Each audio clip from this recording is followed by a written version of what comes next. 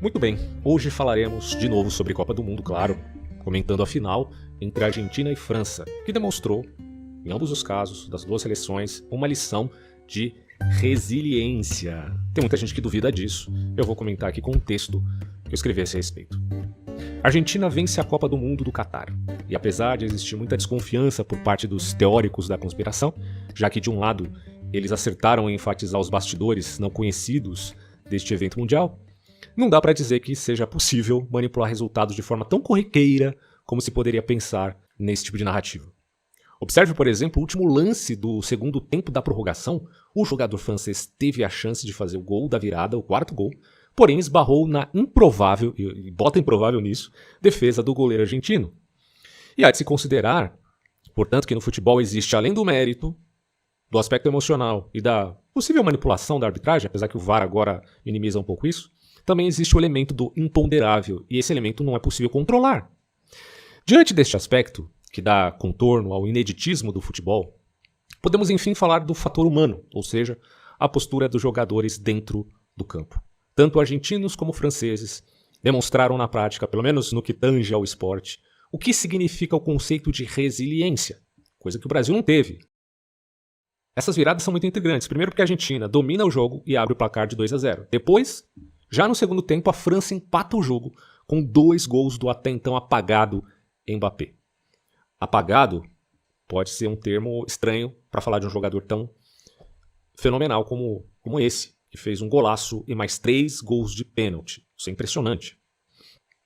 Porém, até o primeiro gol da França, esse grande nome do Paris Saint-Germain tinha sido completamente anulado ali pela defesa argentina. Já o Lionel Messi, o jogador mais respeitado do mundo, não só por sua postura dentro de campo, mas também fora de campo, bem diferente do que fora o seu ídolo Maradona, jogou bem desde o início, fez por merecer. Tanto Mbappé quanto Messi entenderam o que é tomar para si a responsabilidade. Eles jogaram sem os fantasmas do susto dramático da ansiedade, uma lição que o Brasil, repito, o Brasil de Tite, ainda nas quartas de final não tinha aprendido. Veja, a gente está falando de um peso da ansiedade numa final da Copa do Mundo. Mas lá nas quartas de final, os brasileiros estavam mais assustados do que os argentinos, já que a gente está falando aqui daqueles que representam a América do Sul, convenhamos, estavam. A França desnorteada se abateu com 2 gols, mas não desistiu. A Argentina abalada conseguiu se manter viva depois de receber o empate da França. Mesmo vendo como possibilidade, claro, o sonho do título ir por água abaixo, eles se recompuseram. Em ambos os casos, os jogadores não demonstraram a rigor o desespero diante da possível derrota. O que é possível não é ainda o necessário. Uma lição importante, repito, para nossa amedrontada e assustada seleção brasileira, que pipocou, não no final da Copa, mas, como eu falei antes, nas quartas de final, contra a imbatível Croácia, imbatível entre aspas. Lembremos que o Brasil não é tão pior que a Argentina. Se considerarmos as eliminatórias na América do Sul, a seleção brasileira foi melhor, mesmo que tenha perdido ali da Argentina em pleno Maracanã, na Copa América. Eles ainda eram favoritos na Copa, a famosa seleção canarinho. Mas além dos erros técnicos do coach de milhões de reais, o famoso Tite, que tem sido confundido com cidadãos croatas, já que o seu nome termina com o som it, né? Se a gente lembrar de Modric, Perisic, a gente vai lembrar de Tite. Então tem muita gente dizendo que ele é croata, né? Brincadeiras à parte. Os brasileiros também perderam por conta de um lado emocional completamente infantilizado, que preferia comemorar antes de vencer o jogo e dar entrevistas a humoristas antes de se concentrar para vencer a competição. Tudo bem, eles comemoraram muito depois que venceram alguns jogos, como o da Coreia do Sul. Tem que comemorar, ok. Mas não tanto. Por quê? Porque a competição é longa, difícil e árdua. E você tem que ter um preparo emocional. E para isso você precisa de concentração. Mas não, os caras estavam lá brincando como se tudo fosse uma coisa bem divertida. E de repente no campo tudo era desespero. Pelo menos foi a impressão que eu tive vendo eles jogarem. Enfim, essas são só lições de vida para a molecada do Brasil, que apesar de ter perdido, era um bom time. Eu não nego isso.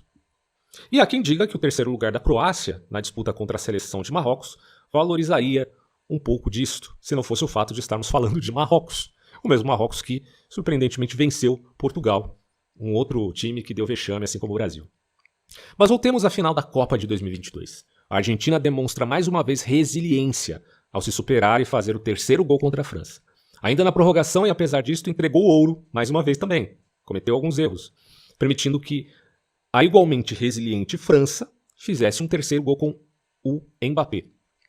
Ali fica claro que o jogador do PSG, o Mbappé, não sente a pressão da Copa, mesmo tendo apenas 23 anos de idade. Ele não bateu somente um pênalti no final dessa competição. Não, foram 3 fucking pênaltis. E ele converteu todos em gols. Se isso não dá moral para um jogador, eu não sei mais o que dá moral. O cara bater 3 pênaltis numa final, converteu os 3 e ainda fazer um golaço ainda. Mas perdeu a Copa, né? Bom, Messi não ficou para trás em sua performance e também converteu 2 pênaltis no mesmo jogo. O Messi também demonstrou um controle emocional extraordinário. Mais uma vez, a crítica contra Tite, a gente não pode esquecer dessas críticas, parece ter tido efeito na prática, pois segundo a filosofia do coach, o melhor, do coach que eu falo do Tite, né? O melhor tem que bater o pênalti só no final, mesmo que o time perca antes disso, né? E ele acabe não batendo pênalti. Bom, se percebe que os melhores técnicos dessa Copa do Mundo não seguiram o exemplo do Tite. No término da prorrogação, a França se deparou com a chance da sonhada vitória, mas o goleiro Emiliano Martinez fez um milagre, mesmo não sendo santo. Eu digo isso porque, ao final do jogo, ele fez do seu troféu de melhor arqueiro da Copa uma espécie de prótese peniana diante de praticamente... E aí eu vou dar um suspiro aqui de vergonha alheia, o mundo inteiro. Aquela cena foi patética, pelo amor de Deus, né? Tinha que ser argentino. Bom, sim, para quem não acredita na teoria de conspiração de que o jogo já estava comprado para a Argentina, ambas as seleções deram um show de resiliência.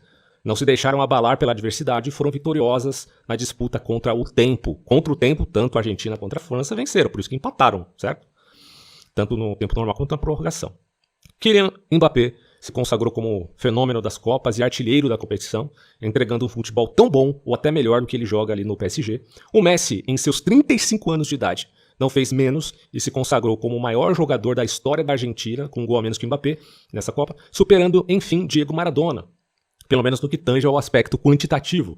Número de gols, títulos, bolas de ouro, realmente não dá para comparar com Maradona. Aliás, ele deve ganhar mais uma bola de ouro referente aí a essa Copa do Mundo. E enquanto ao Neymar, bom, mesmo crendo que esse jogador brasileiro tenha o mesmo potencial desses outros dois, ele acabou morrendo na praia mais uma vez. Mas é aquilo, se ele demonstrar a resiliência técnica do Messi, o esforço em manter o físico em forma do Cristiano Ronaldo, sem dúvida, ele pode imitar o Lionel e ser campeão de uma Copa depois dos 30 anos de idade. Ele tem essa chance ainda. A questão é ver se o Neymar tem disciplina para correr atrás dessa evolução, tanto técnica quanto mental. Tudo depende dele querer, porque ele já joga num grande time do futebol mundial, né? É só ele querer. Sobre a Copa do Catar e sua simbologia, devo dar o braço a torcer e admitir, no mínimo, a estranheza de seus signos. Estou falando aqui do aspecto simbólico mesmo. Ouroboros, atuações estranhas como aquela da apresentação inicial da Copa, com um toque de Morgan Freeman e aquele rapaz ali que fazia uma espécie de imitação do quadro do Michelangelo. Uma coisa meio esquisita, meio não, muito esquisita, né? Pois se não bastasse o fato do governo deste país ser uma ditadura monárquica absolutista acusada de provocar a morte de milhares de trabalhadores na construção dos estádios, e em praticamente nada ser a favor de uma democracia que, digamos, preze pela liberdade, equidade e diversidade, a propaganda que proclamou nas entrelinhas, claro, Messi como campeão, mesmo antes da Argentina perder o primeiro jogo para a Arábia Saudita, é no mínimo intrigante. A gente pode brincar pensando sobre essas coisas. Mas não só relativo à Adidas, tá também a Nike, a Coca-Cola e tantas outras grandes transnacionais stakeholders espalhadas pelo globo terrestre. Eles amam a diversidade, mas não estão preocupados assim com o trabalho escravo, caso isso atrapalhe seus propósitos marqueteiros. Na verdade, a virtude stakeholder é uma virtude sempre de sinalização e não da efetividade propriamente dita, consideremos. Não decorre daí, porém, que os supostos senhores do mundo tenham poderes mágicos para impedir que a França, por exemplo, fizesse aquele quarto gol no jogo, tirando assim o título da Argentina, porque chance é o que não faltou para a França. Ao que parece, o jogo ocorreu dentro das regras e os hermanos finalmente ganharam uma Copa sem fazer gol de mão.